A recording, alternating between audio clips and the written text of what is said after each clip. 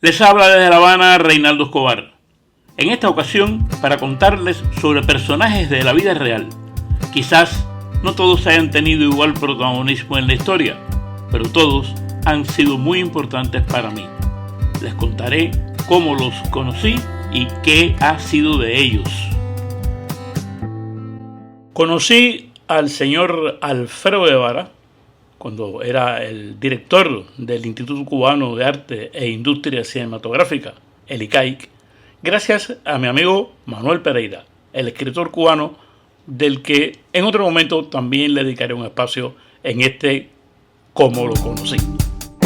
Alfredo Guevara siempre fue una personalidad atractiva para los jóvenes intelectuales cubanos porque era un hombre con reputación de ser culto e inteligente y además en el panorama cultural cubano tenía reputación de ser una persona abierta, entre otras cosas porque en el instituto que él dirigía, en el ICAIC, era quizás de todas las entidades culturales del país de esos años donde había una mayor apertura creativa, lo que no significa que fuera lo que tendría que ser, pero bueno, no se regía por los cánones tan estrictos que regían, por ejemplo, en las editoriales, donde publicar un libro pasaba por unos filtros bastante rigurosos, las estaciones de radio, la televisión cubana, los medios de difusión, el teatro, las galerías de arte. Es decir, ninguna de esas instituciones podía compararse con el ICAIC. E incluso en los años más duros, en los llamados años del quinquenio gris, donde el panorama era más tenebroso, el ICAIC siempre fue tenido como el ala liberal de la cultura cubana. Y eso se debía al señor Alfredo Guevara, que entre otras cosas, además de reputación de culto e inteligente, tenía y exhibía una reputación especial, la de ser amigo íntimo de Fidel Castro. Mi primer encuentro con Alfredo Guevara, o para decirlo como todo el mundo le llamaba, Alfredo a secas, fue en la playa de Varadero. Yo estaba allí participando como periodista en un evento de lo que se llamaba entonces los encuentros nacionales de los talleres literarios y me encontré en la cercanía de la pizzería de Varadero a mi amigo Manuel Pereira, Manolito, que gentilmente me invitó a almorzar. Él venía acompañando a Alfredo.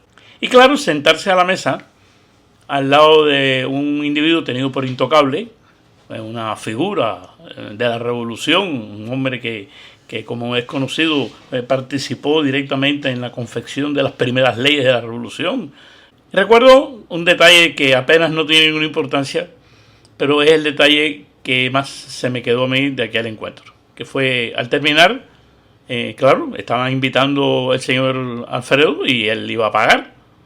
Para mi sorpresa, cuando en el momento de pagar, él se mete la mano en el bolsillo, saca la cartera y se la da al chofer, que no había compartido con nosotros la mesa, se había quedado fuera pendiente de ser llamado. Y el chofer es el que saca el dinero y paga. Le devuelve la cartera a Alfredo. Después yo le pregunté a Manolito, Manolo, ¿por qué Alfredo le dio al chofer la cartera? Pereira me dice, es que él le tiene asco al dinero, nunca lo toca. Alfredo Guevara se reunía con las personas en su oficina en 23 y 10 en el ICAIC, donde tenía un lugar muy bonito con una importante colección de obras de Servando Cabrera que adornaban su oficina y su entorno. Ahí es donde él le gustaba reunirse con las personas, con la gente los cineastas que vienen de otros países. Y a su casa tengo entendido que iban las personas más cercanas. Un día tuve la ocasión de visitar su apartamento, que estaba ni más ni menos que en el último piso del edificio Foxa, uno de los más altos en el que se podía tener un paisaje esplendoroso. Recuerdo que para entrar a su apartamento había que usar un ascensor especial, un ascensor personal, donde cabían 2, 3 personas a lo sumo, que iba directo y sin parar en ningún otro lugar desde la planta baja hasta el último piso. Lo cierto es que aquel día que visité su casa, un apartamento realmente fantástico, la sala del apartamento era un potrero, ¿no? Una cosa gigantesca, ¿no? Con muchos libros, un lugar muy lindo, ¿no? Y sobre todo el paisaje, ¿no? Un paisaje precioso. Y en el techo de su casa había una unidad militar. Allí también tenía acceso las personas que estaban por ese elevador, era un lugar militar. Creo que había unos radares ahí arriba, no sé si estarán todavía. A través de mi amigo Manolo, que siempre fue mi conexión con Alfredo, él me pidió que lo ayudara a organizar una mudada. Se estaba yendo de allí. No puedo precisar ahora si ya estaba en el viaje a París o si sencillamente se estaba mudando de casa. Y lo que él quería era que lo ayudaran a colocar algunas cosas. Ya la parte más gruesa de la mudada ya él la tenía organizada.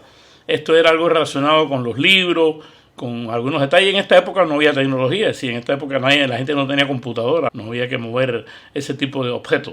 Había un librero, un estante ahí apartado, donde él me dijo, mira Reinaldo, si te interesa alguno de esos libros, puedes elegir el que tú quieras y llevártelo, porque esos los voy a desechar. Esta es la época en la que los libros que uno podía adquirir eran libros hechos en Cuba o alguna literatura del campo socialista. Y para mi sorpresa, ahí me encontré una colección de libros con temas que yo nunca había tocado, ¿no? El tema de las transnacionales, había algo relacionado ya con la ecología. Era avanzado para su época esta parte del librero que él me dejó a elegir. Yo no por modestia, sino porque no tenía ganas de cargar muchas cosas, elegí 4 libros, de los cuales solamente leí uno. Los demás los regalé después a personas que le fueron más interesantes. Y ese día tuve la ocasión de conversar con él un poco más distendido sobre las cosas, sobre vivir ahí en el Foxa, qué significaba vivir en el Foxa. Él estaba angustiado con ese lugar, no le gustaba vivir ahí, él quería tener algo más privado. Y antes de irme me dijo, mira, te voy a hacer un regalo. Y me regaló una flauta vietnamita, hecha por artesanos vietnamitas, que él había traído de algún viaje. Y yo cometí la imprudencia de hacer un chiste de mal gusto, de decirle, yo no sabía que usted tocaba la flauta. Y claro, él no se rió con mi chiste, por las implicaciones de otra naturaleza que tiene en Cuba esa expresión. Y me dije, no, yo nunca en mi vida he tocado ese instrumento, me lo regalaron, y si a ti te gusta, si tú quieres tocar la flauta, ahí la tienes. Y yo, no. Bueno, eso fue una comedia de enredos la que se armó ahí. Nunca logré sacarle 4 notas a aquella flauta, y finalmente se la regalé a alguien que le pareció un objeto bonito. Si llevo bien la cuenta del tiempo, a mediados de 1992, mientras me desempeñaba como ayudante de mecánico de ascensor de la brigada de mantenimiento de la empresa que se ocupaba de ese asunto en el municipio Plaza de la Revolución, fui al Licay a buscar al amigo Miguelito el chino, que era realmente uno de los técnicos de mayor conocimiento que teníamos en la zona. Y teníamos una duda que no sabíamos cómo resolver, y Miguelito era el hombre que nos podía ayudar. Y fui allí a buscar a Miguelito, que estaba en ese momento dándole mantenimiento a los ascensores del ICAIC. Y justamente en la puerta, cuando estoy haciendo ese trámite que se hace, enseñar el carnet de identidad, explicar por qué uno va a un lugar, la recepcionista, la llamada por teléfono, en ese momento salió Alfredo, en que se iba a tomar el auto que lo estaba esperando, para usted saber para dónde iba. Y cuando me ve, se detiene, me saluda y me pregunta, ¿y qué estás haciendo? Ya supe lo tuyo. ¿Estás trabajando?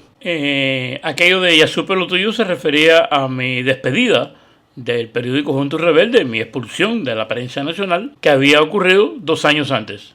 No es que me diera pena decirle que yo estaba haciendo ese trabajo, es que me daba pena ajena con él, que tendría que haberle explicado tantas cosas que me pareció decirle, no, estoy aquí buscando un amigo. Y esa fue la última vez que lo vi presencialmente. En abril del 2013, hace ya 12 años, falleció Alfredo Guevara, como se muere la gente, ¿no? A los 80 y tantos años. Y ya en esa época estaba como periodista independiente, trabajando para cubrir informaciones, no solamente para mi blog, colaborando con el blog de Giovanni Sánchez, Generación Y, publicando en las redes sociales. Y había un rumor muy fuerte de que Alfredo Guevara había dejado unas memorias explosivas para contar todo lo que sabía. Entonces nos llegó la información de que la seguridad del Estado había entrado a su casa que no conocí, en el Vedado, a hacer un registro brutal que implicaba arrancar maderas de las paredes, un registro de levantar losas del piso, un registro en forma porque querían encontrar un testimonio que podía ser muy perjudicial. Y claro, pues yo quise saber si era verdad que la información de que estaba la seguridad del Estado en la casa de Alfredo Guevara era cierta.